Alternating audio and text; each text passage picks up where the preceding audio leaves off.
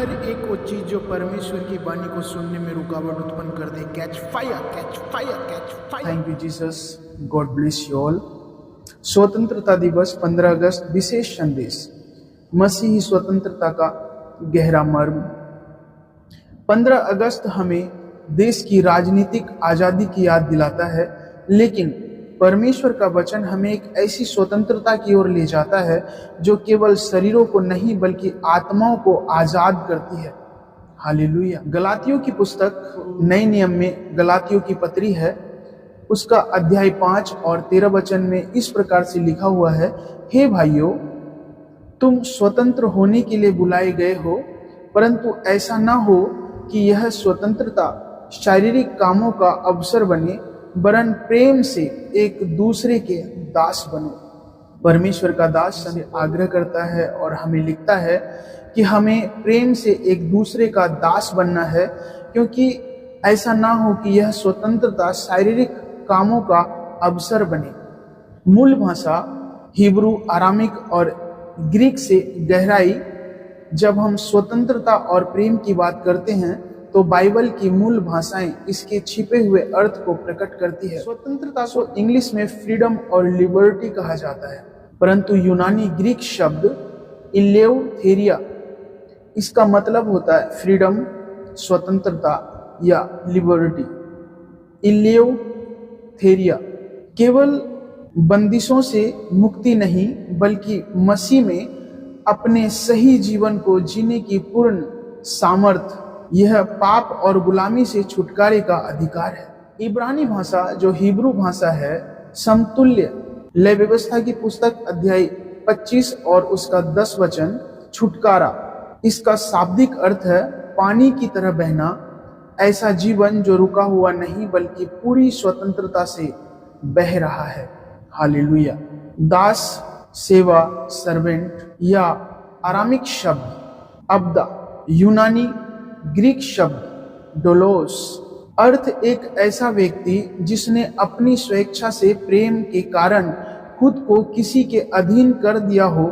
यीशु मसीह ने खुद को डुलोस, दास बनाया ताकि हम इलेउथेरिया आजाद हो सके।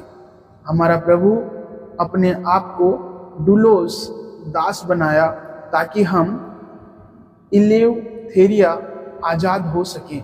यदि प्रभु यीशु मसीह दास नहीं बनते तो आज हमें आजादी नहीं मिलती। परमेश्वर का प्रेम जो अगापे है, उसके विषय में बाइबल कहती है प्रेम, लव, यूनानी ग्रीक शब्द अगापे, अर्थ बिना किसी शर्त का आत्मा बलिदानी प्रेम जो प्रतिफल की आशा नहीं रखता।